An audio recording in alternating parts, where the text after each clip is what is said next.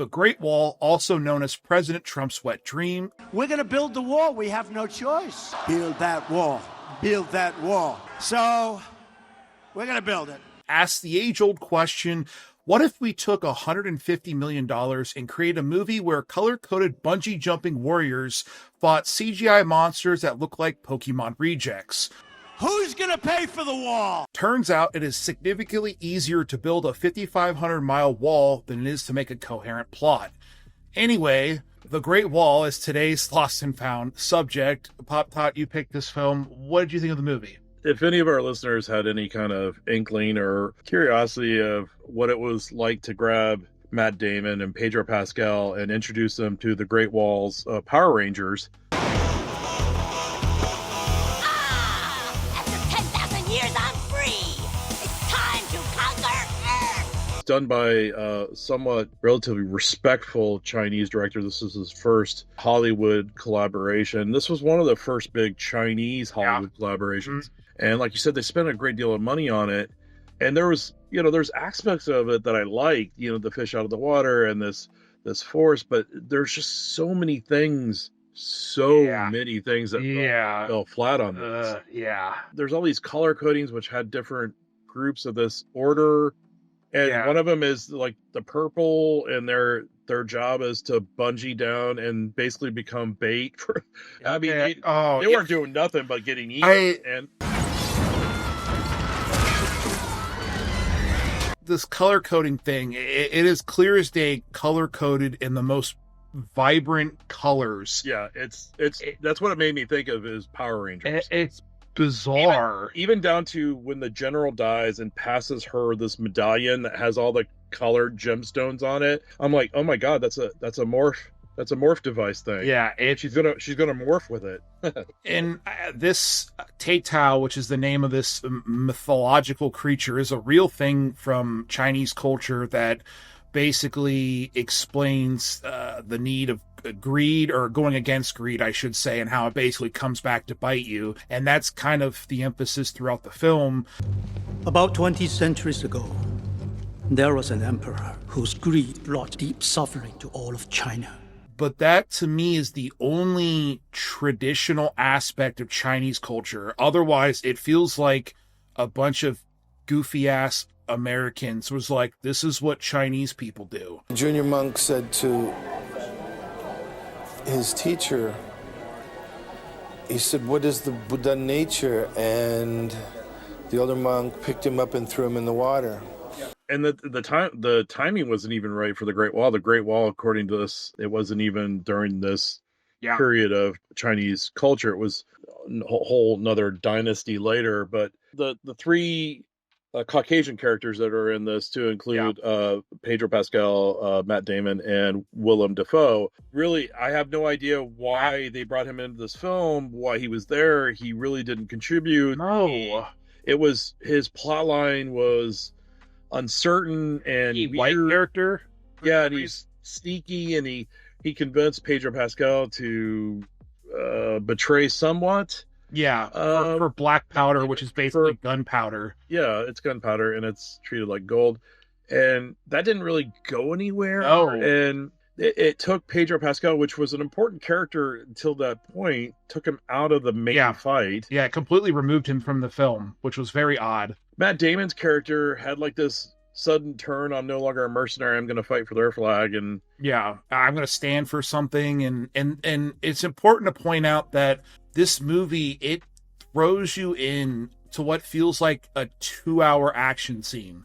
You have no idea what the hell is happening, and you're just like, oh, there's a siege, and all these monsters are coming out the wall, and you're like, okay, and it just, the rest of the movie is just a big action sequence. What God made those things? None that we know.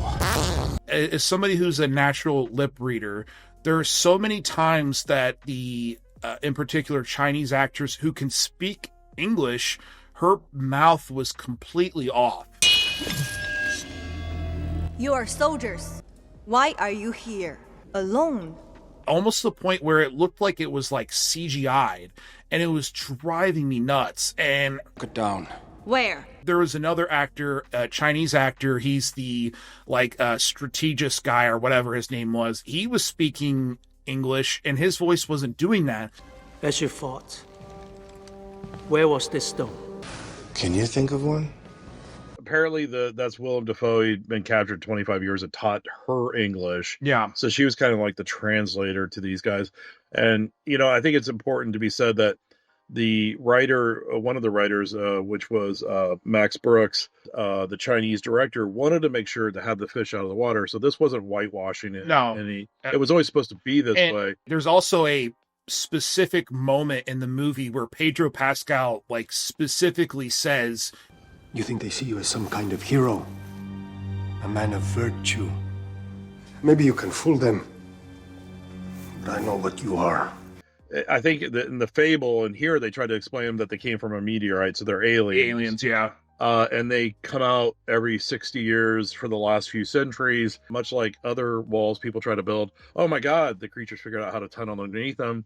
And then they got to the main city anyways and destroyed 8,000 people before they tried balloons and they made it out. Oh my God. That was a fiasco. Well, yeah, the whole balloon thing, and Matt Damon, his character screwed up because he let Pedro Pascal get away and he's in his little cell and you just hear these explosions and the balloons are blowing up, killing everybody. It's like, well, you don't even need the Tay Tao anymore. They're just blowing up now. The weird young soldier. Yeah. There was a plot line where Matt Damon saves this young guy's life. The guy's kind of a little bit of a young guy and he gets pushed around. He gets sent down to kitchen duty. And the funniest thing was he was still wearing his entire armor, but had a little apron on. You're much braver than they think. Wouldn't he just be in some servant wear or something? Right. Still wearing his glossy armor. They show him in the kitchen, cleaning, and there's a comical amount of pots and pans everywhere. And it's just and it's just him. And I'm like, wait, what? And there wasn't lesser guys around. It was just him doing it. And okay. But I didn't know that the Great Wall has these big scissor blades that come out and cut things. Yeah, and they have built-in trebuchets and all this stuff, which I gotta be honest, that stuff was kind of cool to me. It was cool, but where was it in the first battle? Yeah, the little scissor thing came out in the second battle, and I'm like, well, that would have been something that would have been interesting to have in the first battle. They kept everything was a hidden secret, and then they brought out the black powder, again the gunpowder, and just started mulching the Tay Tao down. And I'm like, why are we saving this? It's as a secret. And I'm like, no, the whole point and the advantage is the advantage gunpowder creates, and you're showing it, and it creates this kind of cool scene where Matt Damon's character is kind of overwhelmed, and he's kind of sitting there overwhelmed by this thing, kind of the whole Oppenheimer where we launched the nuke, and it's they're gonna start using it. Nope, they don't really use it ever again. And I'm just okay. And again, kind of like the ID4 and other things, there's a hive mind. You take out the Queen, or I think that was the first Avengers movie. You take out the main thing, and then all of a sudden, all the other soldiers die. And I don't know how that works with biological entities. I understand the hive mind, but they just literally just stop. They just stop. Yeah, because you have that with bees, but I think worker bees would still have maybe some sense. I could be completely wrong, but yeah, they literally just froze and fell over, and at the end, you just have a gajillion Tay Tao bodies just laying there, and I'm like, oh, that poor Chinese janitorial worker that's gonna have to come in and pick up all these and then you gotta think all the people getting eaten. Who are you? Scruffy, a janitor. Well, why aren't you fixing the boiler? Schedule conflict. And true story, those bodies were all collected by a General Shao, and that's how we came up with that recipe. It was actually Tay Tao meat. Tay Tao meat. Boo! You stink! There was some stuff the Tay Tao would drag back their dead. They're dead. Yeah, they were trying. Basically, another weird thing was that they didn't work around magnetism. They couldn't connect to the hive mind, so they were trying to capture Tay Tao, and they're like ridiculously strong beasts, and they were shooting like harpoons. Well, they like the Tao were ripping them off, and then the other ones, they're like co-buddies would come around and try to get the things out of them. Like, oh, that's kind of creative. I kind of like that. Yeah. At the very bones of this, there's a decent story here, but I think the colorful, glossy uniforms kind of threw me off. Like, if you just stayed within the elements of the fable and you made the uniforms and kept away from the mysticism and actually had like a human force or something, I think it would have been more of a sellable story. Yeah, I think if they went and took a more realistic approach, and you actually had realistic designs for the Chinese armor and all that, and then paired it against this alien force, that would have been a lot better. Yeah, and a lot more interesting. And it's just, everything just feels so comical to the point that it does feel like a Power Rangers movie. It does. In the red, those are the archers.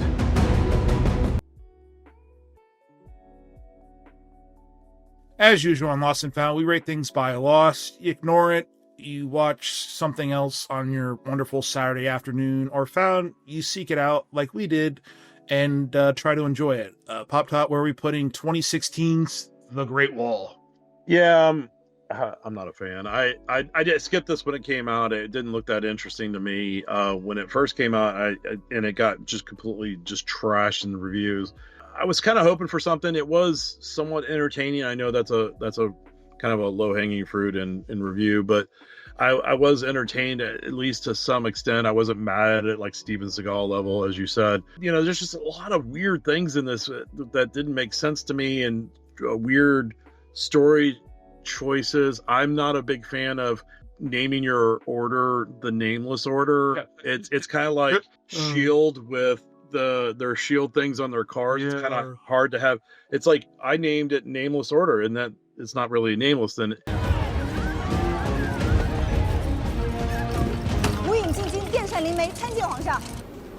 And if you got something to say, talk to my ass, because I won't even give you the dignity to look at my face. So there's just a lot of things that just get you kind of going. You're like, come on, why did you make this choice? Yeah. Yeah, I think when your least problematic issue for the film is that there's a white savior, that's usually not a great thing. It's just, the movie immediately jumps into an action scene. You're left to try to figure out characters, and jumping into an action scene is completely fine if you can do your best to establish characters, and it never happens. The narrative never gets established. You're just constantly, ironically, a bit on the run, trying to figure out what the hell's going on. And it just, there's aspects that are super entertaining, whether it be funny, the use of certain action ideas or whatever, but it never works. And by the end, I was just like, oh, okay, okay. It's not Steven Seagal level bad, which, thank God, I think we can only do so frequently before, we die of old age. I don't think you're missing a single thing skipping this one. And the trailers did not do a good job of selling this movie, and there's a reason. There's nothing to sell here.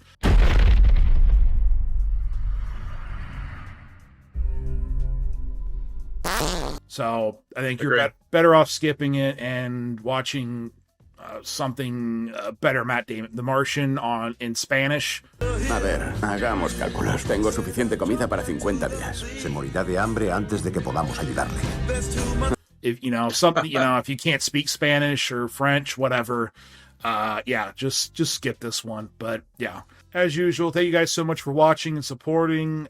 Be sure to leave your comments. Have you seen The Great Wall? Do you like it? Or were we too hard on it? Or should we have been harder? Let us know, and we'll see you guys on the next one. Thanks, guys.